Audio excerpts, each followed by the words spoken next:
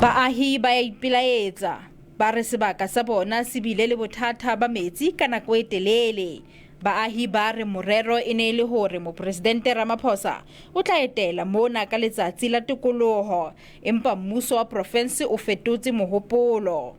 Kgalefo ya bona e bakilwe ke lengolo le tletseng ho marangrang le hlalosang ha puso ya province e na le tshabo ya hore baahi ba ka ipilaetsa ha mopresidente a ka etela sebaka sena. E utlwisang bohloko ke hore premier o bua leshano ha re batho ba makeleketla ba lwanela metsi a feli, batho ba makeleketla ba soka ba lwana. Mme ho o kwatisang baahi ba makeleketla hore e ka re premier o utswa event enana ene be tlamehile itlile makeleketla president a tlo etela makeleketla. O bo o nka dintho tse tlameleng ebe ke dintho tse tlang bathong ba futsanehileng ho feta ba bang, o bo o di isa bathong ba ntseng bana le bohona eo e bitswang mo premier o nantsa plan event ena ya hae.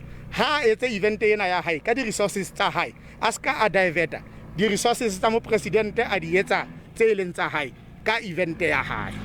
Sepolesa se sebedisitse dikulo tsa raba ho qhalanya letshwele N1. Sepolesa sa rona se sebetsang ka khutso le botsitso se le sa bitswa, mme se le sa kgona ho beha maemo botsitsong kapa wa khudisetsa seemong sa teng. Mmuso o re mokete wa tikoloho o tlo tshwarelwa botshabelo le hore pharela ya metsi Winburg e ntse rarollwa. Wa ile wa bohlokwa ke hore ha ona nnete tabeng ya hore mopresidnete o thusitse moketsana Winburg ka baka la metsi kapa ha ona moketsana o mopresidente a ka o tlosang hohle ka baka la eng kapa eng.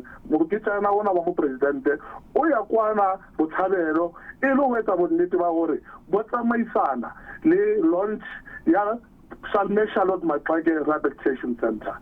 Bakganni ba eleditswe ho kganna ka kelohloko mmileng o.